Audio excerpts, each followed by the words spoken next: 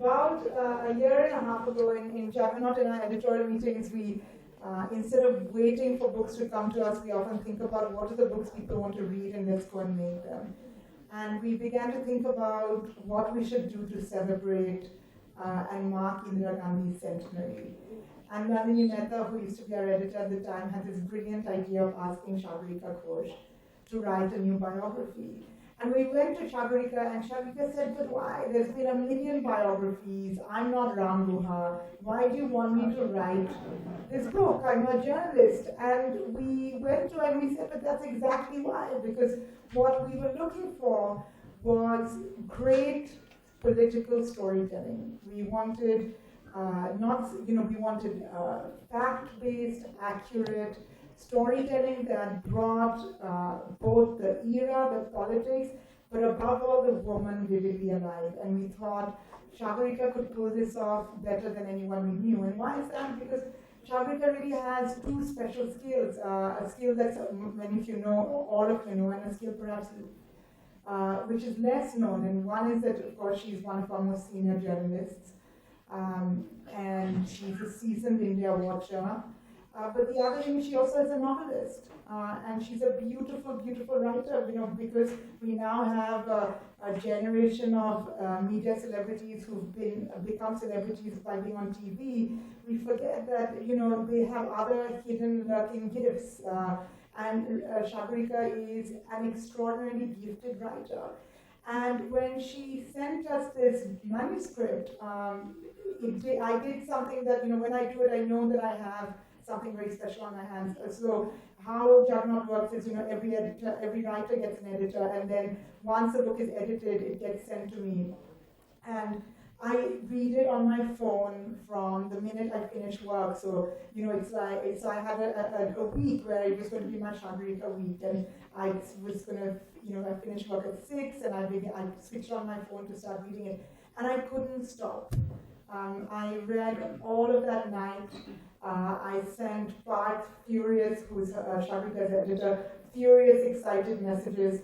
And why was I so excited? Because, for one, it's just superbly, pacefully told. You start this book, and it begins with the end. It begins with the assassination of Indira Gandhi, and you get not just sort of the usual voices, but you suddenly have Peter Ustinov telling some of the story. You have an anecdote that Rahul Gandhi said many years later that Sagarika skillfully pulls in.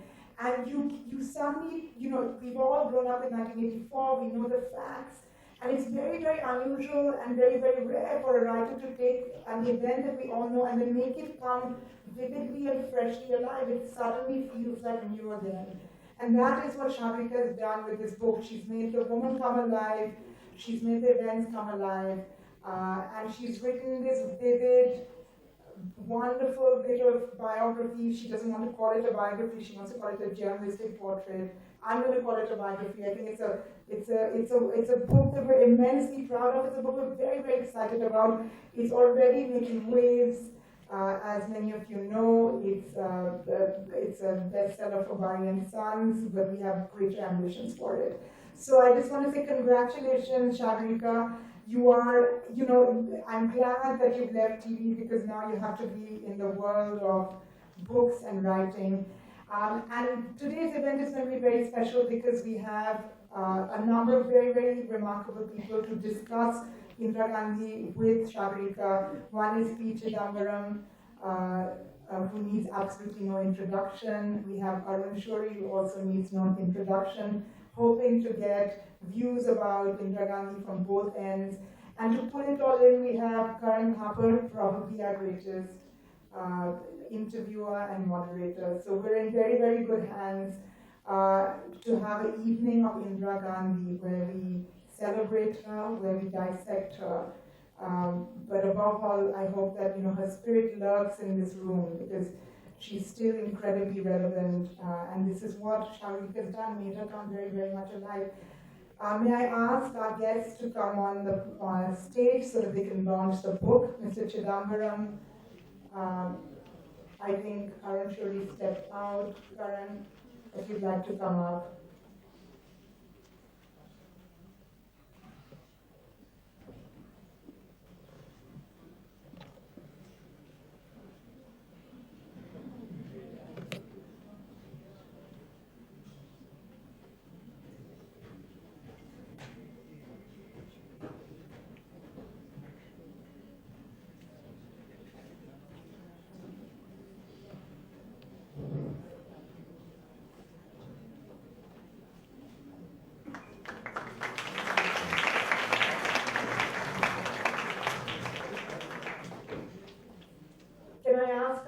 distinguished panelists to open the huge lab book, show us, do a little bit of an unveiling, and then we'll begin the event.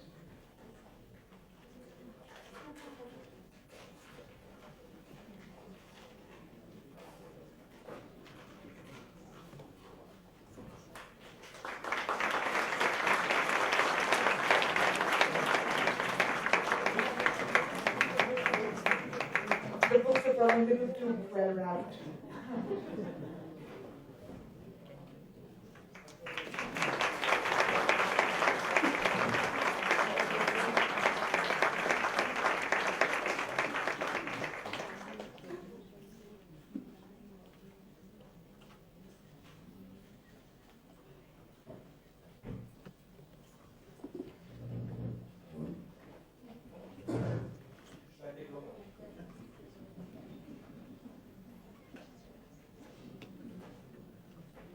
Good evening, ladies and gentlemen. It's a great pleasure to be with you, and a great pleasure to discuss a book that I enjoyed reading enormously. I won't give the game away, but let me tell you, the book has one attribute that you probably will not discover in any other biography that you have ever read. Sagrika has written her book with rather thoughtful, poignant, personal, and touching letters to Indira Gandhi. There are several of them. The only thing is, if Mrs. Gandhi's spirit is lurking in this room, I'd love to hear her answers. Let me begin, Sagrika, by taking a leaf out of Chiki and ask you a simple question to set us going. There have been several biographies of Indira Gandhi. Zarir Masani, Tupur Jekar, Catherine Frank, Inder Malhotra. What does yours tell us that they haven't told us already?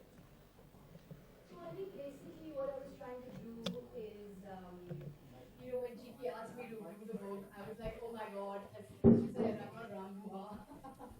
So, I was a bit intimidated. But I think what I'm trying to do here is look at Mrs. Gandhi from the point of view of the 21st century. And from our point of view, and interrogate her legacy from the point of view of 2017, where we are today, where our politics is today, where our public life is today, and ask questions about her legacy from today's standpoint. I think that's why I wrote the letters.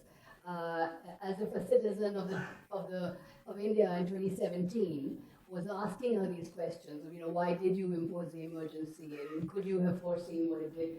So I'm very much looking at her from the point of view of today. I was also very keen that I didn't want to do either a hagiography or a Makrika's account. So I didn't want to vilify, but nor did I want to cover up. I didn't want to write a deification, but I didn't want to demonize her either. So I wanted to tread a kind of assessing path from the point of view of today. Actually, before we try and form an opinion and judgment of Indira Gandhi, and I think it's very important, let me add, that we should end this discussion by trying to come to some opinion and judgment of the lady in broad terms. But let's begin by looking at some of the landmark moments of her career as Prime Minister that stand out and which we all remember. Most people would agree that the Bangladesh crisis of 70-71 was the highlight of her achievements. It led to the fall of East Pakistan, the creation of Bangladesh. Would you, as someone who's been more of a critic than an admirer, accept that she really deserves the lion's share of the credit?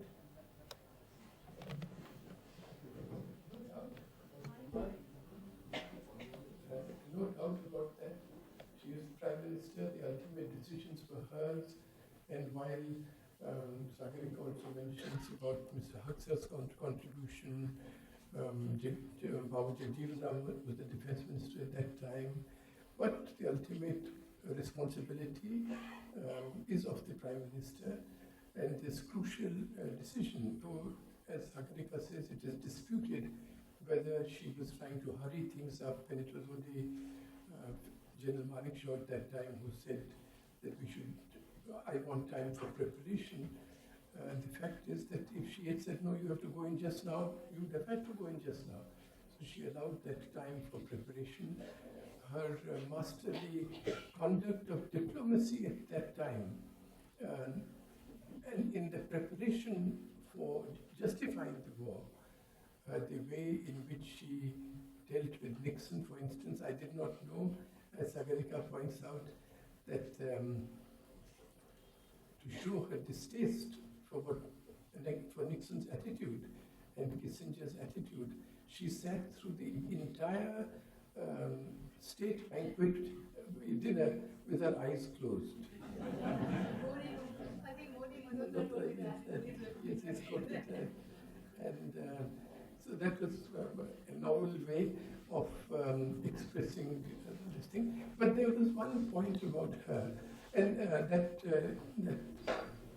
illustrates it, apart from the many things that went to the Bangladesh war, was that she would not stand an insult to India. That you could be sure about that. That's a wonderful thing. If she sat through an entire state banquet with her eyes closed, she either didn't eat very much, or it was all over her sari. Picking up on what you heard, Mr. Chidambaram, most people who've written about that particular period say that her two great qualities in handling the crisis was, one, that she had the wisdom to give Field Marshal Manekshaw and the army the time they need. And secondly, she had the skill, the talent, and undoubtedly the energy to tirelessly canvass internationally and raise and rally support for India. Would you accept that those were fundamental qualities that she showed at that time? Yes, but I think there were other aspects to the Bangladesh Liberation War which were equally fundamental to understand Indira Gandhi. That she handled 10 million refugees, and all but a few of them were allowed to go back to their, helped to go back to their country. She had the courage to lead India into a war.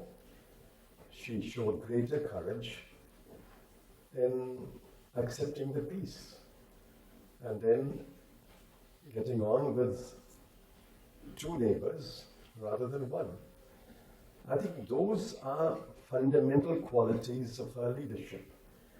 When you take a decision to lead a country into war, and when you take the decision to accept a peace.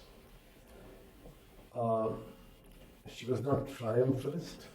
She accepted the fact that now we have two countries, and she resumed the normal relations with Pakistan. Sagrika, some would say that actually it was the handling of the peace that was perhaps not her best moment. There is an argument that perhaps she was wrong to stop the war after the fall of East Pakistan, that she should have carried on fighting in the West and resolved the Kashmir conflict once and for all. But do you believe that if she'd done that, she would have invited international repercussions that neither she nor India could have handled at the time? That would have been biting off more than she could chew? You know, I think the way she handled the Western frontier was actually particularly statesmanlike, because the war was over in 14 days and she instantly announced a ceasefire on the western border. I think it showed that this was not an attempt to destroy or to pummel the enemy. This was a limited objective war with the perhaps a certain moral purpose of, in her mind, of the liberation of Bangladesh. And that was going to be the sum total of her engagement there. So I think it was statesmanlike that she announced that ceasefire. I believe that was a decision that was encouraged by Mr. Haksar. And I think the fact that the Simla agreement was not very satisfying, and many have expressed their disappointment over what happened at Simla, and she was not able to actually secure Kashmir for India in perpetuity, I think takes away from the fact that she did perhaps trust Bhutto more than she should have. I think the fact that after signing the Simla agreement, Bhutto immediately, I mean, within a month, went back to Pakistan and said he would never give up the struggle for determination of Jammu and Kashmir. I think she made a mistake in her dealings with Bhutto. I think she didn't know what she was in for with Bhutto. I think she later said that I didn't realize that he was as close to the military as he was. So I think she perhaps misjudged what she could achieve at Simla. Perhaps she misjudged how far the agreement would hold. It didn't hold. As P&R writes, it was dependent entirely on Indira Gandhi and Bhutto, and it didn't really work out. But I think the fact that she was able to call for that peace on the western border made the war as decisive and as conclusive as it was. Sagarkar, in a sense, I'm sure he's touched on the other problem with the handling of the peace, what happened at the Simla summit, the fact that Indira Gandhi accepted Bhutto's word only to be let down. Was that, in your eyes, an error of judgment, or would you say that at the time, Mrs. Gandhi actually didn't have a credible alternative? Well, the first point, Karan, is that in a war, it is just as effective as having military dominance is that the moral case should be on your side. And if she had continued to war in the West, it would have been much more difficult to deal with the Pakistan army, and in any case, we would have lost a moral advantage. So it was very good to call for the ceasefire. And in regard to Simla, these are matters of judgment. And the fact is that, as Mr. P&R revealed in his account, the clause had already been put in about converting the LOC into a permanent international border, and it was because Mr. Bhutto said that I can't then go back to Pakistan with this clause. So you trust me, and within 1 year, I will work this out.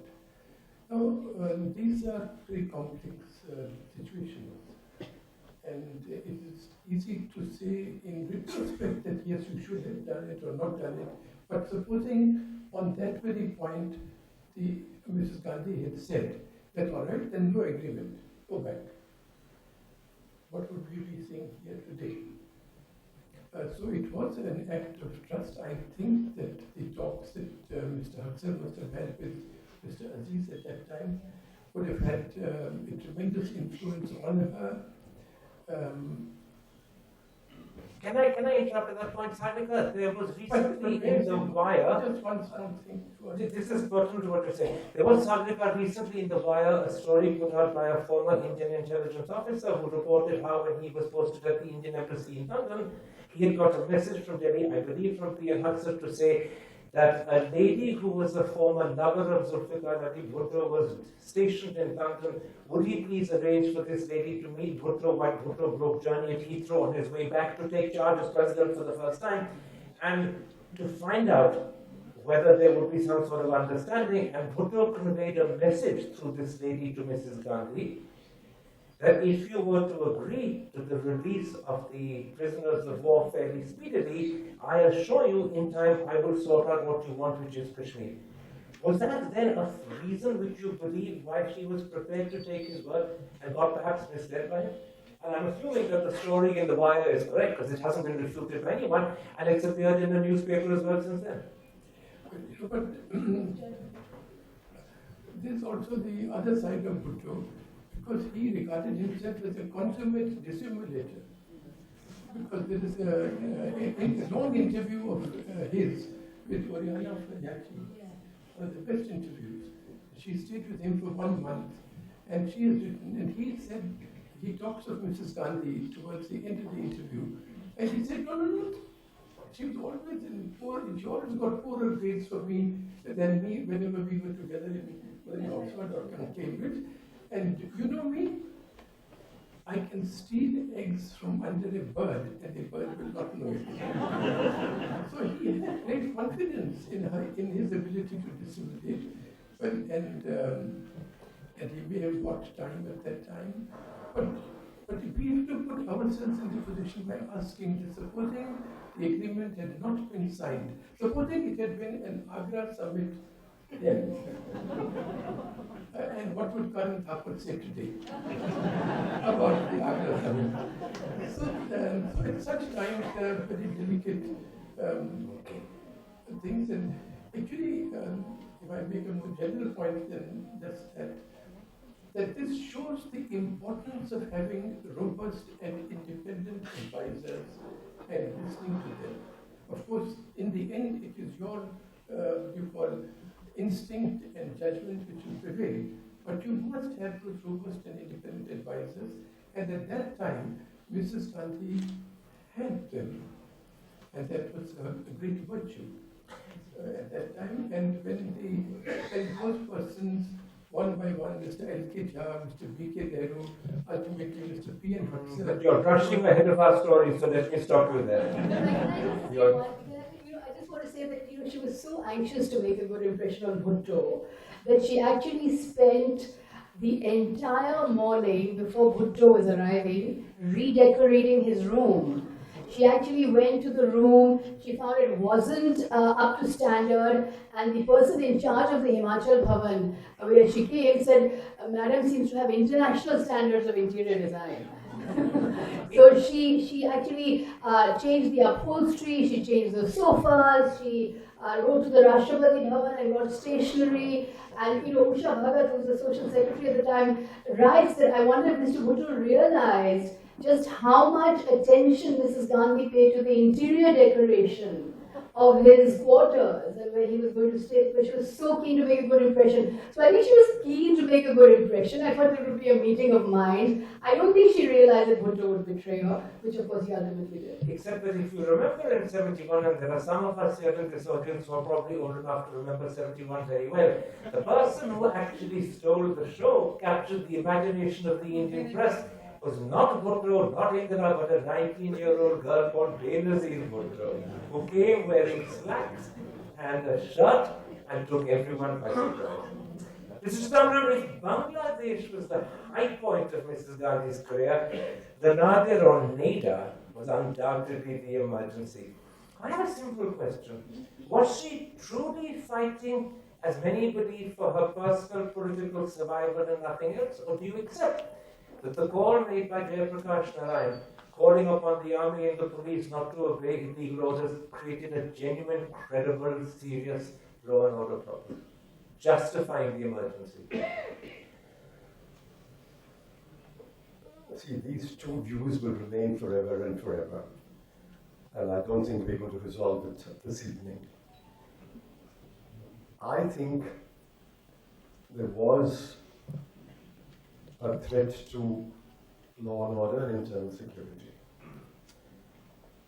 And if no action had been taken, it would have escalated. At one point, JP said, don't obey orders. The emergency was a wrong answer. Perhaps a more secure Indira Gandhi would have found a better answer. She found a great answer to the Bangladesh crisis. She found the wrong answer to the threat posed by JP and his movement. But I think it's now pretty well established that she was advised by people who seem to have outlived that reputation. It's only emergency only attaches to Indira Gandhi. But there were others around her who advised that emergency should be imposed. In fact, Sagarika says in one place that the preparation for emergency was made many months earlier. I have not read about that anywhere. I thought it was a letter written in January that year by Siddharth Shankar to her. Yeah, but then point is, every spoken word, every written word does not mean the spoken word is true or the written word is true. These are recollections, recapitulations, or embellishments over a period of time. She was advised by Siddhartha Shankar and many others that this was the way to deal with the situation, and it can be retrieved after a few months. I think what happened was it turned out to be a monster. You let the genie out of the bottle, you couldn't control it, it went out of control. it went completely out of control, especially in North India.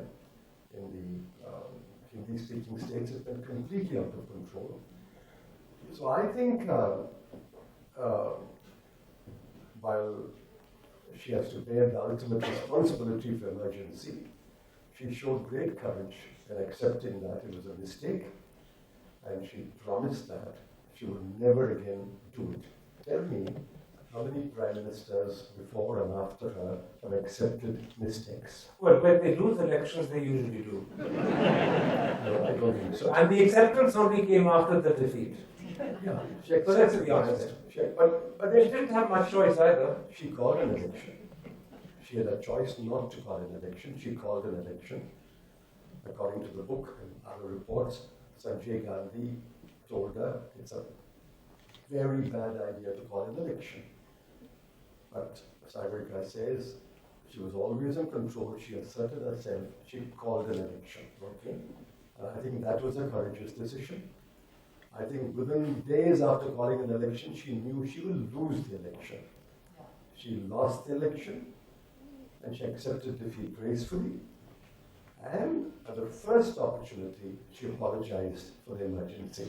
I think you should view her role in the emergency not only as the one who promulgated an emergency, but the one who repaired it, tried to repair it, and regretted it. I promise I'll come to the election and why she called it, and this question of whether she accepted her role gracefully or not in a moment's time. That's a promise that I will stick to. But let's not jump to the election, because in the 21 months before the election, as Arun will tell us, there was a lot else that happened. Was she aware, Arun, of the horrible atrocities committed during the emergency? And I'm talking specifically about sterilization and slum clearance, and in particular Turkman Gate. R.K. Dhawan has repeatedly insisted she wasn't, but T.V. Rajeshwar, who went on to become director of the Intelligence Bureau and was then appointed by Sonia Gandhi, her daughter-in-law, as governor of UP and is reputed to be very close to the family, has written in his book that Mrs. Gandhi was repeatedly informed by the IB of the sterilization campaign and its successes, as well as slum clearance. So who do you believe? R.K. Dhawan, T.V. Rajeshwar, or someone else? It cannot be that the Prime Minister of India would not know what is happening in Delhi. And secondly, I could narrate incidents about this from Mr. Bajpayee's time, that whatever we may say about our IB, one of the things at which it is good is at keeping the Prime Minister informed about what is happening. And there are very delicious stories that Yashwant Sinha told me, for instance, about how he was surprised as to how a private conversation actually was known to Mr. Bajpayee.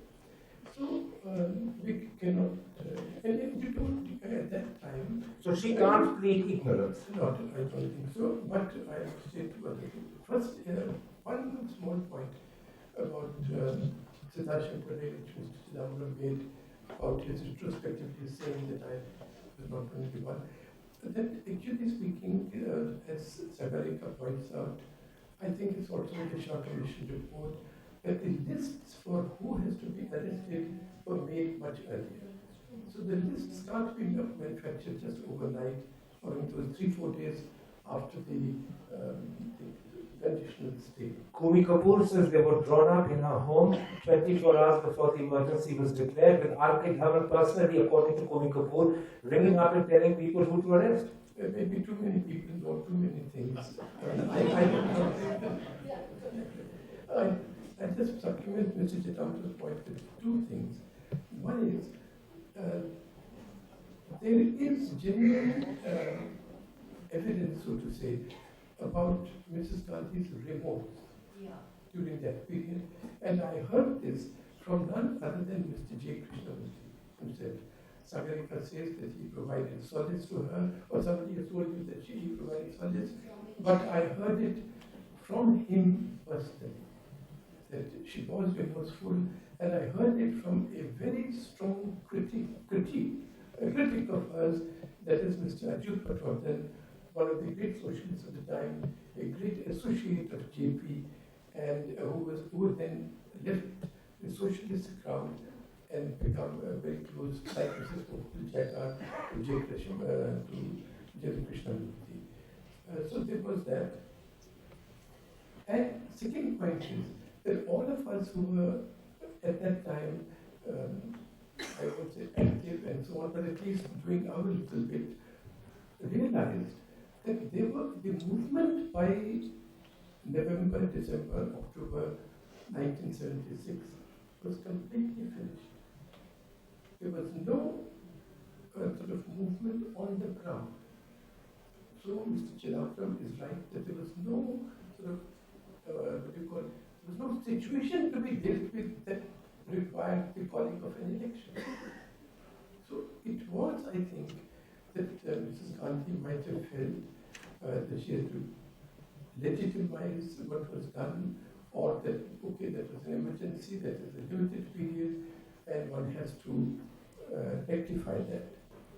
I think in this, it's a very important point that emerges from Sagarika's book, and that is that she had grown up in Panditji's household. She had concluded. There were values she had imbibed, and a departure from those values really must have inconvenienced her in her own mind. And secondly, there were limits which she would not cross. Such as, for instance, the death of Snehata Reddy in custody at that time. She would have got to know of it, and but she had no compulsion putting Maharanis behind jails, keeping them with prostitutes and murderers. No problem. There are things that we complete things. You don't want to be, and I'm sure you are not Arnab Goswami.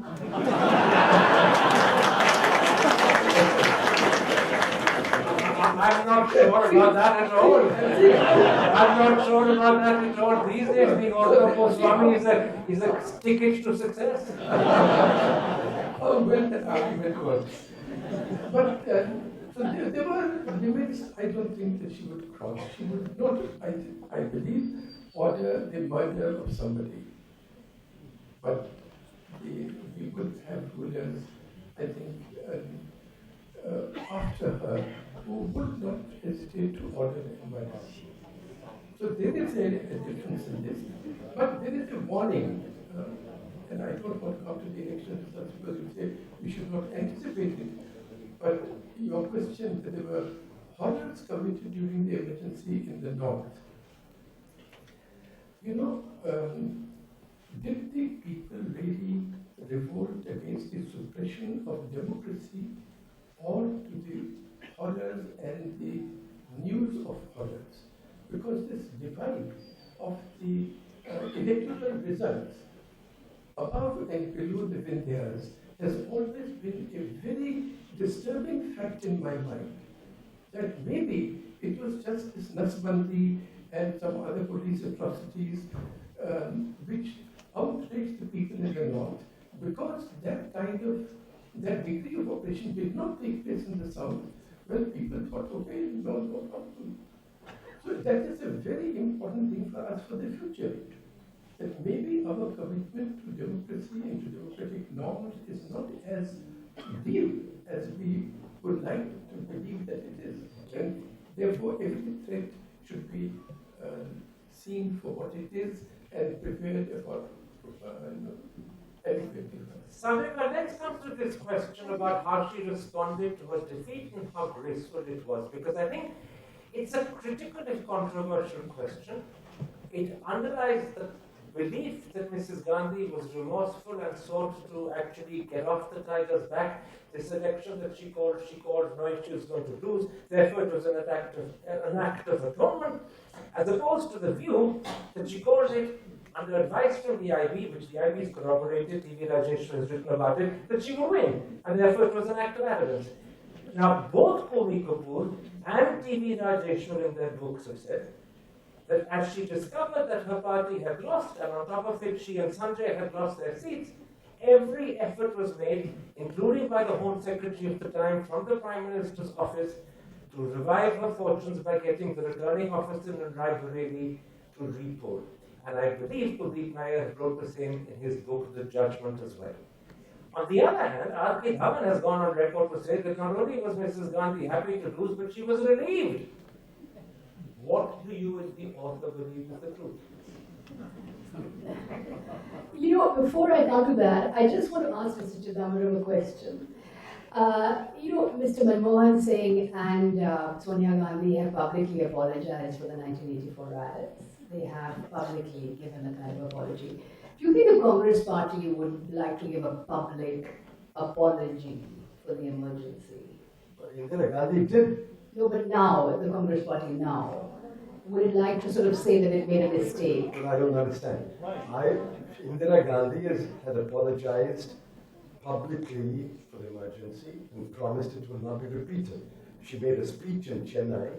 I was there, that speech. She said, I promise that emergency will never be repeated. It was a mistake. In fact, earlier, Mr. Chidambaram, in a formal letter to Stephen, who was the acting president of the Congress Party, in writing, she apologized for the emergency, accepted personal responsibility. She apologized shortly after 1977. Now, 40 years later, what is another apology to give? I mean, every generation is to apologize.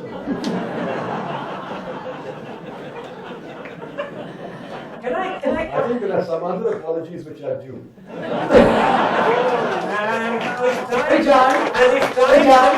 If time permits, tonight's discussion about Indira is a wonderful opportunity to ask the others who've been compared, because there are some who say we're potentially living through another emergency at the moment, to raise that issue as well. But give me a moment, because Indira is too tantalizing to let go so easily.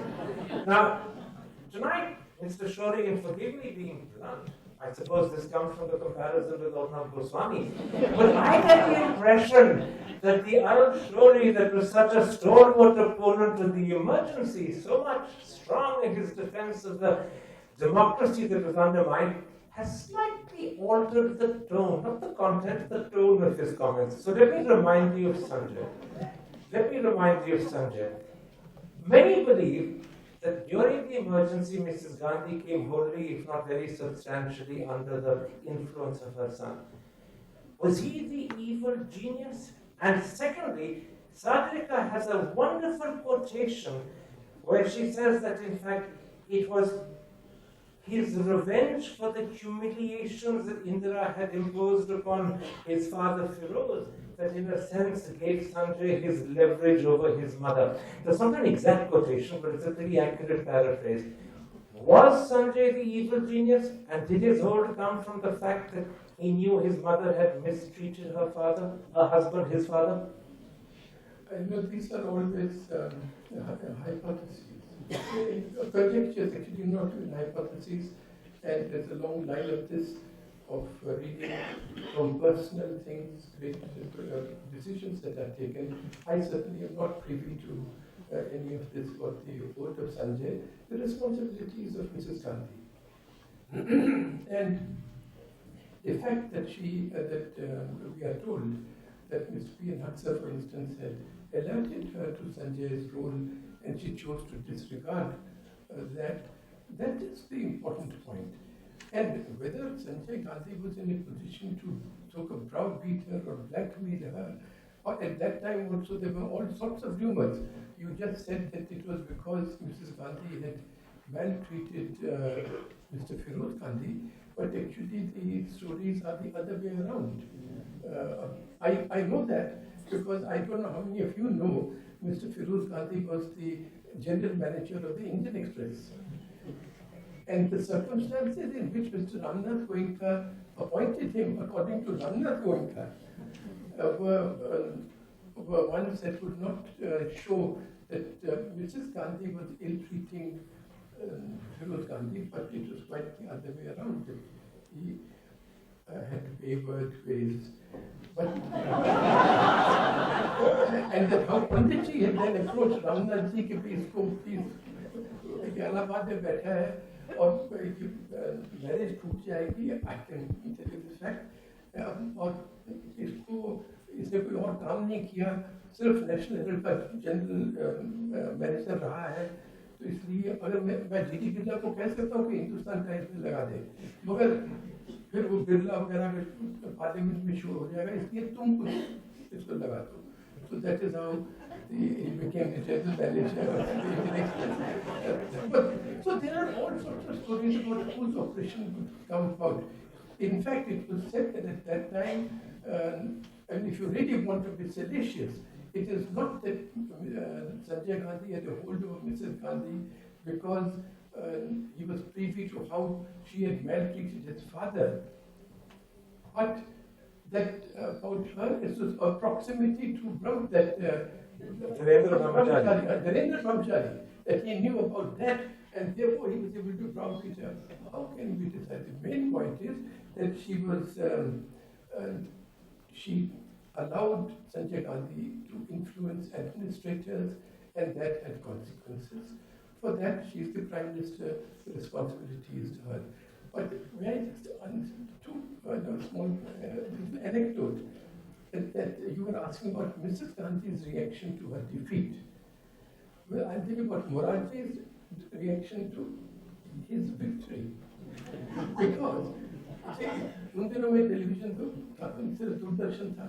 So in Ramnath, we were one in the Indian Express.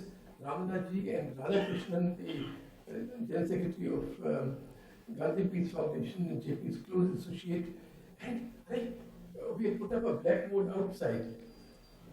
Announced, Sanjay Gandhi, Indira Gandhi, everybody was astonished. So Ramnath said, Morarji ke paas chalo. So we got into his car, we reached there, Gandhi decided received us.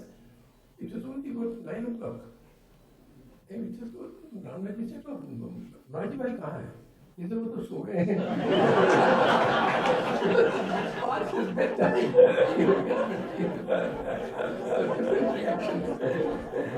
But I mean, just to the point about the guilt that she had, Pupul Jaikar writes this actually, that she in fact told Pupul that she felt bad, that she was always the mother in the prime ministerial house, and that Feroz was living in more modest circumstances. And Feroz told a friend who asked him why he spent so much time teaching his sons mechanical things. He was a very talented mechanical person. He used to play mechano and build trains and cars and things like that with the boys.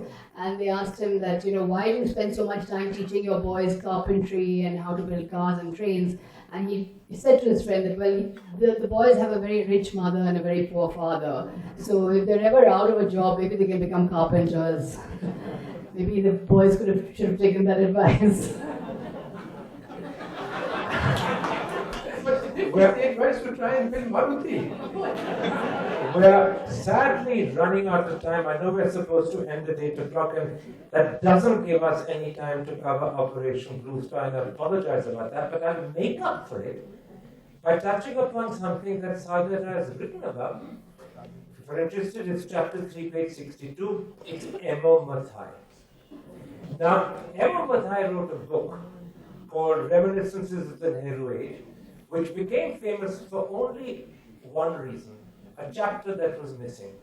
When the book was published, if I can recall correctly, it was supposed to be chapter 29, and the book said the chapter had been withdrawn at the last moment. And if I recall correctly, Narendra Kumar, who I think was the publisher, said that in fact no such chapter existed. He said it was a tease simply put in to sell the book.